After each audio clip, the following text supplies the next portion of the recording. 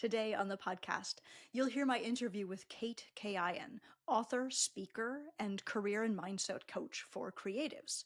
She's got a new book out, and this book is amazing. Kayaian is a career and mindset coach for artists and creatives. She runs her signature group program, the Creatives Leadership Academy, and maintains a small roster of one-to-one clients.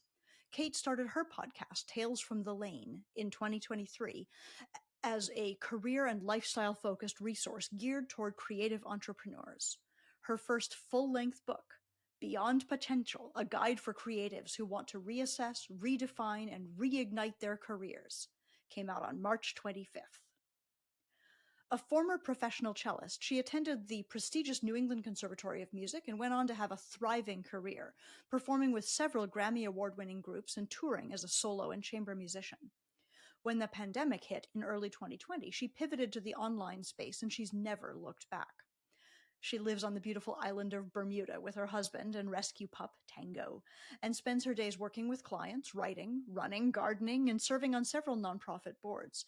She believes that everyone has the right to live exactly the kind of life they have always dreamed of living. Kate is brilliant, and I know you will love this episode. Kate Kayaian, welcome to Crushing Classical. Thank you so much for having me. Always great to be here with you, Jennet. Kate, as a disclaimer for the people, we've been friends for a while, and you've been on this podcast twice before for two previous career reinventions that you have done. That is right. Isn't that crazy? Crazy. Who has this many lifetimes to recreate? You're amazing. Oh. And now we're here talking about your brand new book, Beyond Potential. Yeah. Very exciting. Very exciting. Yeah.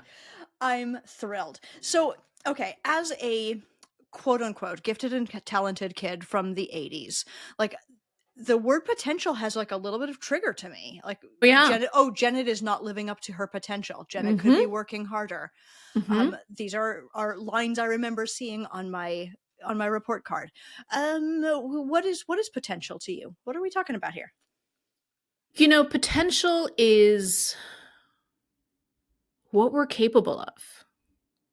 And the reason I used it, because it is a loaded word, I am also a child of the 80s. It is a loaded word for me as well. And for me, it was both sides of what are we capable of truly? What do we want to be capable of? Sorting that out for ourselves. But also, this book was written for creatives, musicians, artists, dancers. A lot of us started when we were really young. And our potential, like a definition of our potential, was put on us by other people from a very young age. Katie, she's so talented. She has so much potential. That Jennet, wow, she's got so much potential. She's going to have this career, right? And so we kind of go through our lives feeling like we're supposed to reach this certain thing. And because that's what people told us we were meant to do. It's what people told us we were capable of doing. And what often happens is we get there. Right? It's not that we don't get there, right? This book is it's for everybody, but a lot of the readers are going to be mid-career, very successful artists who were like, okay, I did that. How come I want more? Yeah. Yes. Why do I feel like I'm capable of more? Because actually, the thing that we enjoy is not so much being at the level of mastery. It's like striving to get to the level of mastery. That's the only thing we've known. That's the thing we've done. And once you get there, what do? Just coast?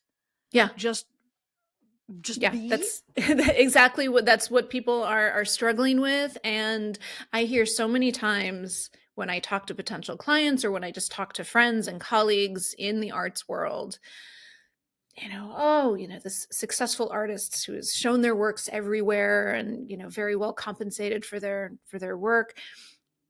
I've always wanted to do X.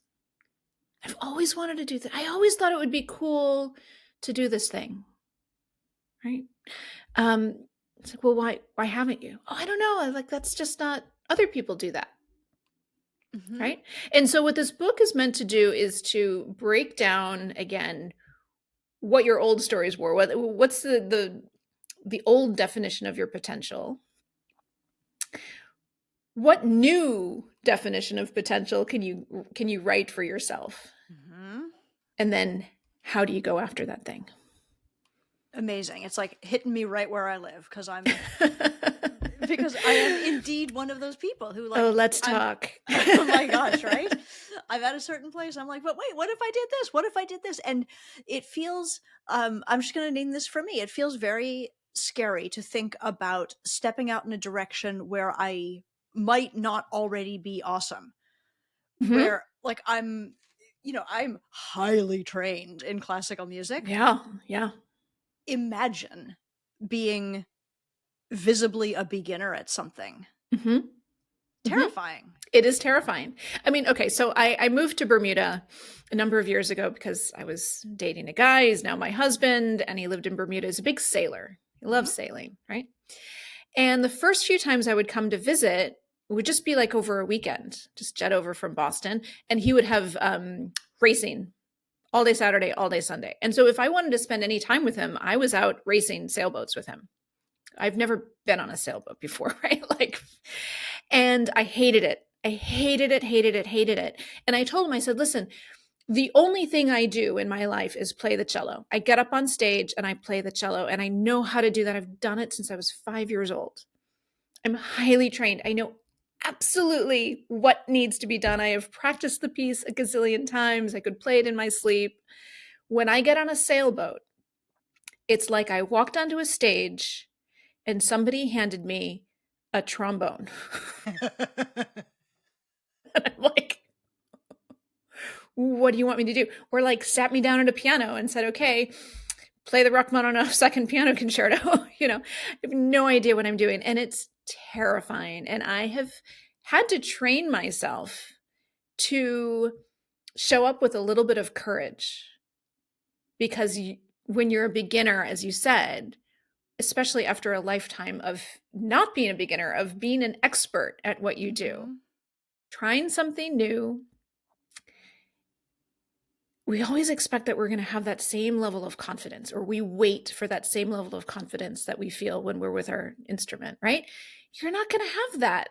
You're not going to have that. So I have trained myself to show up with courage and figure it out. And then the confidence comes.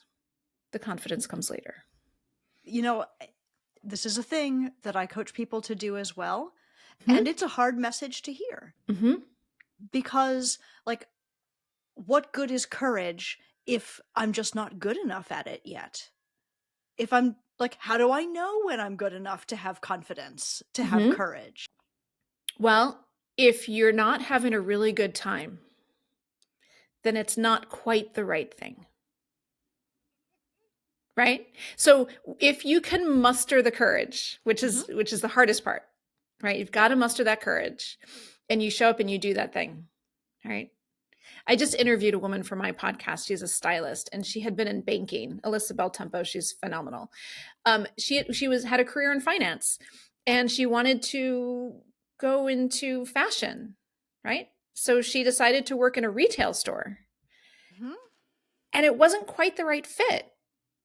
So then she did editorial work as a stylist. And that was great, but that wasn't quite the right fit for her messaging of slow fashion and underconsumption. Yeah. And so she started a YouTube channel where she could talk. And now she's got hundreds of thousands of YouTube followers. And she's loving it. Right. So I think that step one, if you know you want to try something else, if you're like, I want to do a festival, right? I want to create a festival. I'm a Mhm. musician. I've had this great career. I'm really happy, but I want to create a festival. And you create this big chamber music festival, right? It takes a lot of courage and you get out there and you're like, it's just not clicking. Mhm. Sometimes what people will say is they'll see that as a sign of failure and they'll be like, okay, see, I wasn't supposed to do a I festival. wasn't good at this. Yeah. I'm not good at this. I should just stay in my lane. But maybe you liked the festival part, you just didn't like having to, play the same old pieces all the time. Maybe you want to do some commissions. Maybe you want it to be a contemporary music, chamber music festival, and you do that, Mm-hmm. right? And then maybe you're like, oh, I don't know, that's just not quite it. I don't like that it's just music. I wish it was like other kinds of arts, but like still contemporary. So maybe you like just step by step, one little pivot at a time. Um, I talk about it a little bit in the book, and Martha Beck talks about it in her Way of Integrity, but the path of not here, right? This is not a new concept, right? This is she talks about how it comes from tracking animals, right? That it's just as important to know where the animal has not been, so that you can narrow it down, right? If the animal didn't go down this trail, well, it might have gone down these other. Like, you don't have to waste time. So if you try one thing, it could just like, that's just not it. But that's great news. That's the best news you could ever ask for, because not to waste your time there. You can pivot slightly different, one thing at a time. Oh, beautiful. Beautiful. Like that's a way to start just about anything, is try it on and notice what parts of it are good for you and what parts of it are not good for you, and which way you want to lean in the next Mm-hmm. iteration, or if it was just completely not it. Yeah. Yeah. I'm a big believer in asking the right questions. And I think that our brains often want us to ask the wrong questions. They want us to ask the questions that will allow us to just stay home in bed and relax. Why do I suck so much? Or why do I? Right. So if you try something, we'll ask, like, what is the evidence that this was the wrong decision? What is the evidence that this was the wrong thing, that you should not be doing this, right? Instead, ask yourself the question, what about this did I enjoy? Maybe the only thing you enjoyed was designing the graphics for the event, right? Like, okay, that tells you that you really love the art part. Maybe you want to dive into graphic design, right? Maybe that's what you love. Explore that avenue. But asking yourself what you do love, asking yourself what does work for me in this picture, tells you how to take the next step. Love it. I love it. That's that's a really valuable way to think about this sort of iterative process of questing around for your Mm-hmm. correct next path. Oh, I love that way of putting it. Questing around. Yes, Yeah. absolutely. Like, you can just sort of play a little game of warmer, warmer, colder, colder Mm-hmm. with Mm-hmm. yourself. With yourself, totally. Because for these people that we're talking to, like, they do already have an established thing, Mm-hmm. right? Like, in many cases, the money part is like okay at this point. Mm-hmm. There's not quite so much urgency Mm-hmm. in like, what is my next thing? I'm just gonna like keep doing this thing for now while I think about my pivot. And there's another demographic for this book in terms of that idea of potential that we were talking about at the beginning. And that is, the people who, maybe they have non-creative jobs, but they play music as an adult amateur. They play music for fun, right? And they have told themselves, or they were told by some 7th grade band teacher, Mm-hmm. that they are not good enough to be a professional. Or because they lost that seating audition 3 times in a row, they created a story in their head that they're not good enough to be a professional. Because they spent a few decades in a non-musical career. Mm-hmm. That it's too late. It's too late, because It's too late. real musicians start when they're 8 and they never stop. Right. Now, some of us, that is true. Mm-hmm. Although some of us stopped at some point. But, yeah. But again, with those old stories of this is what I'm capable of, this is what I'm not capable of, I think we need to start rewriting them. Because I'm not saying that you are going to go from, playing your instrument for 30 minutes on a weekend once in a while is, suddenly you're going to become principal oboe with the New York Phil. Not saying that. Although I'm not saying that that's not possible either. But I think, what this book was meant to do is to have you question, what is it you really want? It's at the heart of it is this idea that when we die, we come face to face with a version of us that did all of the things that we really, truly wanted to do with our lives. Not what other people wanted us to do, not what we've told people we wanted to do, but what our innermost desires scream for. Mm. And if that is to be a full-time musician, like what if you met that version of yourself that did it, that just found a way to play more and practice and network and take some auditions and slowly but surely became a full-time musician? How would you feel if you didn't do that? If you lived your life thinking, well, but I can't. It's devastating, right? Like everybody has that same response of like, oh God, right? Yeah. Yeah, and like what a kick in the pants, really, to like the idea of coming face to face with that person who like got to do all of the things that little me wanted to do. Hmm. Feels so disappointing that I would do almost anything to avoid that. Right. Yeah. I mean, when I share that story and that idea, that concept, I'm just met with like stares of like disbelief, like, oh my God, like that would be devastating. Yeah. To see at that point when it's too late, like, oh, that was possible. I could have done it. I could have done it. If only I had, part one of the book, dismantled some of those old stories that I was telling myself of why I couldn't or why I shouldn't or whatever. And part two of the book, decided for myself what I did want to do with my life. And part three of the book, how to go about doing it. Right? Mm-hmm. Yeah. Amazing. I was so struck, actually, as I read the beginning of your book, about this little story about the little kid and the pizza delivery guy in his life. Like, heartbreaking and also so inspiring to be able to, as a grown-up, relook at stories like that. Would you tell that story, please, for us? Absolutely. So the story is about this kindergarten class, and the teacher asked the students to draw a picture of what they wanted to be when they grew up, right? And so you had, everybody's drawing drawings of princesses and firemen and policemen and businessmen and doctors, and this one kid hands in his drawing, and the teacher is a little concerned. It's a looks like a kid in a baseball cap delivering a pizza, right?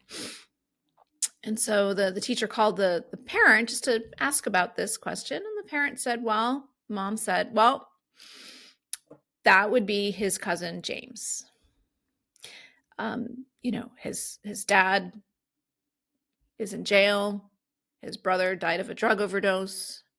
His other brother was in the gangs, but James cleaned himself up, and he is working as a pizza delivery guy to put himself through community college. So to this little boy, cousin James is the hero. Mm-hmm. That is success. And he wants to be just like James, and which is very sweet. And, it's lovely. But it really illustrates the fact that we can only strive to be what we know is possible, what we see in front of us, right? Yeah. So we have to expand that vision of what we could be. Yes, exactly that. Which I'm reminded of a conversation that I had with my coach a year or so ago, where I was like, I don't even know where I'm going. I don't see people. I don't see women. I don't see women of my age showing up visibly in this kind of space, doing the kind of work that I'm doing. I don't see it. I don't see what success looks like. I don't understand it. And she, bless her heart, compiled me a list of like 12 women in their 50s who were killing it in online spaces. And awesome. Like, it's not that those people didn't exist. It's that they somehow, my own like reticular activation system, is that the word, was programmed to look away from those examples. Mm-hmm. And it was Absolutely. so inspiring to see that it is possible, that there are at least 12 women of my age and older. Amazing that they've lived that long, Jennet. I know, because I'm ancient. But, but in my mind, it was a real limitation. Right. Yeah. Yeah. And Isn't that funny? isn't it? And sometimes, I'm sure some of those people you had come across and just hadn't really taken it in, Correct. as you said. Of course. I'm amazed when I talk to conservatory students and I talk to them about like, possibilities, for jobs, careers in music, all these different things that you can do. Yeah. And I'm thinking like, I'm talking to, 19, 20, 23-year-olds, like they know the stuff. And they come to me and they're like, thank you so much. I had no idea how many possibilities there were. I didn't know about those things. Because still somehow they have it in their head that they can only be a soloist or a chamber music or orchestral musician or just, teach full time, that those are the only options. Exactly. You must see this all the time, right? All with the your time. portfolio musicians. Twice in the last week, I've like been in front of classes and they're like, but I can't raise my prices for my students because no one in my area is doing that, because they couldn't possibly, like, they would all leave it's so limiting, the stories that they tell themselves. Yeah, I talk about these stories that are limiting us, and I break it down into stories from our past. So stories that maybe things that we heard our parents talking about, like, oh, nobody does that, or you're not supposed to do that, or these people are this, right? Those stories that just sort of got sucked into our brains, and stuck somehow. Yeah. So stories from our past, stories we tell ourselves about our present circumstance, right? Like, I'm not good at this. One story that I found myself telling, I have a very big birthday coming up. Actually, by the time this airs, I'll be on the other side of it. But it's one of those birthdays that gets you thinking about your life, and you can probably add me to that list, Jennet, by the way. Right. I feel like I know that birthday quite intimately. Yeah. Yes. Uh-huh. Right. And I realized that there was this story that I was consistently telling myself, that I am not athletic, that I can't run. I'm not somebody who can run. Now, I have this minor heart thing. It's fine. But it does mean that I get out of breath pretty quickly, right? Which is fine. It's not harmful. It's okay. But I used to use that as an excuse of like, see, I can't run. I'm not athletic. I can do other things, but I'm not athletic. So I decided this year that I was going to dismantle that story. I was writing the book and I was like, all right, talk about dismantling presents about, stories about your present. I was like, okay, well, what if I just started running? I don't need to be a runner, but what if I do it just to disprove that story? Yeah. And so I signed up and I trained. I ran my first 5K and then I ran my first 10K, and now I'm training for a half marathon, and I can run. I was wrong. I was totally wrong about that story for so many years, right? Okay, so there's the stories from our past that have been handed to us like a legacy. There are the stories we tell ourselves about our present day circumstances. Mm-hmm. And then there are stories we tell ourselves about our future. And those are the, I could never do that. I could never run a chamber music festival. I could never. Other people can do that. You have to be this in order to do that. I couldn't do that, right? I could never run a marathon. I could never play that piece. I could never get hired for that type of gig, right? These are limiting stories that we just sort of adopt. Yeah, that we just sort of invent. We invent them, right? We totally invent them, right? Yeah. Why? To keep yourself cozy and in bed and, not risking yourself. And familiar feels safe. Familiar feels safe. It doesn't even require courage. Mm-hmm. But then you get to the end of your life and wish you had done it. Yeah, there's that person. facing you across the pearly gates. Yeah. Yeah. That is a motivating vision, if ever there was one. Yeah. Right? Yeah. Ooh, amazing. Um, so I don't even know what question to ask because I'm so like enthralled in your vision here. Like in so many ways, I feel like you, Kate, are the perfect example of like this exact barrier you're trying to break, right? Like you have had the career as the cellist, you have had and are still in the career as the full-time working creative and mindset coach for musicians, and now as a published author. Like what exactly? How What? exactly? How are you stepping into this new phase? What does this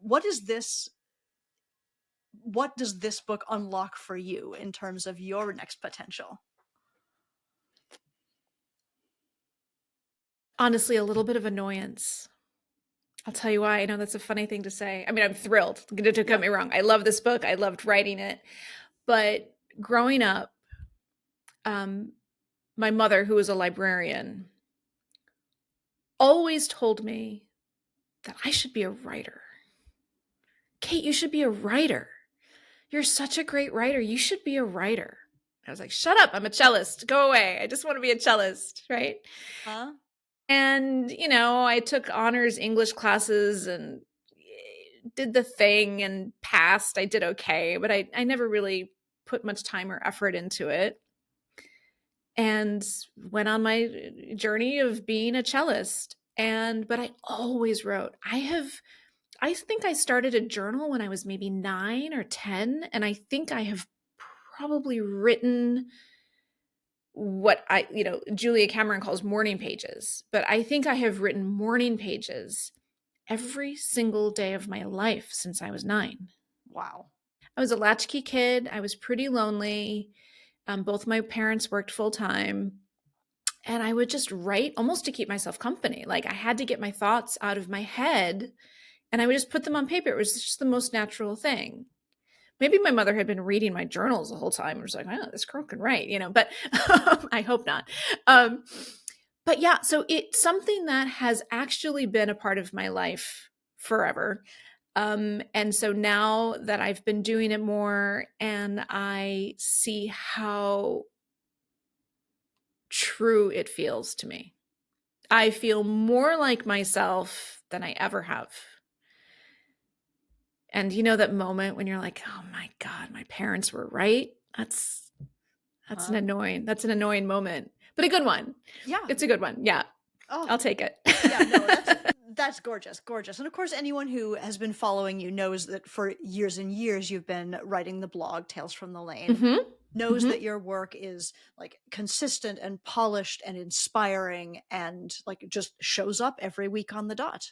Well, that's very kind. Yeah. I think, it's important to be consistent. For me, it's easier to be consistent than not because it takes the decision out of it. Lovely. Takes Lovely. the decision-making process out of it. It's just like, well, if it's Tuesday, I'm writing my next episode. If it's Wednesday, I'm recording it. If Tuesday gets really busy because some friends are visiting out of town, then I make arrangements to either write it on Monday or Wednesday morning, right? Like that's a block that has to just get moved. It never doesn't get done. Yeah. It's inspiring. Well, I hope so. I think it does help people who are struggling with that kind of consistency. Whether that's practicing or working on that passion project. A lot of people say like, oh, I wanted to start this school or this project, whatever it is, a recording, right? They want to record this set of pieces. And they're like, oh, I can't quite get stuck into it, right? Like I start it and then I get busy. And it's like, if you just decide, even if it's 1 hour a week, like if it is 2 p.m. on a Friday, you are working on that project. And if that time, in order to be consistent, has to be 6 a.m. before you ever are expected to be driving kids to school or at a rehearsal or at work, then 6 to 7, one morning a week, you would be so surprised how quickly you could make progress with 1 hour a week consistently. Yes, and just being able to commit that time in your own Hmm. calendar, which is Hmm. it's a challenge for a million people, and I know that's a thing that you help people with. I've heard you, rhapsodize about it before, and It's kind of my jam. Yeah. it's it's amazing. Um, Kate, this is such a pleasant conversation. I could talk to you all day, and I love your book. Is there, anything that you would like to share here that I haven't made space for in this conversation? Oh gosh, thank you, Jennet. I really this is the book that I needed and was looking desperately for in that moment when I felt like there was something more to my life. I wasn't unhappy. I think some people do reach a moment of unhappiness when they figure, like, I've got to do something else and figure this out. For me, I wasn't unhappy. I wasn't dissatisfied. I just felt like there was something more I was meant to do. And I was looking desperately for examples of other artists who had done similar things, um, and to find out how they did it, and to find out what obstacles they faced, what obstacles I might face, and how to overcome them. And so I wrote this book for the version of me Yeah, 10 years ago, right? yeah. Um, and so I think it is going to be incredibly helpful for people who are either very successful. They've reached that, level of potential that was set out for themselves. They've reached their goals and now they're like, okay, well, now what? It's going to be helpful to you. It's going to be helpful for the people who have somehow gotten stuck, who know that they are not living their true purpose and not living in total alignment with what they want to do. It's going to help them. And I think even though it's kind of geared towards people who are mid-career in whatever capacity, I think it's helpful to a younger generation of musicians just to start thinking in this way as they make those decisions. Yeah. I hope so. Yeah. Yeah. I know so. I know Yeah. so. Tell us again the name of the book. Tell us where we can find it. It's available right now. It is. It's called Beyond Potential, a guide for creatives who want to reassess, redefine, and reignite their careers. And one thing I will say, because some editor friends of mine have pointed out, they're like, redefine is one word. There's no hyphen in that. I'm like, yes, I know. I purposely set apart the prefix, the re dash assess, re dash define, re dash ignite, because as creatives, we've done it. We've assessed our careers. We've assessed what we wanted to do. We had the fights of, no, mom, I don't want to go to law school, right? I want to be a Yes. musician. Yeah. We've done all that work, but there comes a point when it's okay to do it again with fresh eyes, with a fresh perspective, and with a nod to who we truly are at this point in our lives. So it is available everywhere: Amazon.com, Barnes and Noble, bookshop.org, and ask any of your favorite local bookstores to stock it and or order it for you. Or if you come to one of my live events, I'll have a stack. I can sign one for you. And I'm really excited about upcoming book events and getting to meet a lot of you guys in person. So Fantastic. Kate Kayaian, you're an inspiration. Thank you so much for talking with me. thank you, Jennet. Always a pleasure to see you.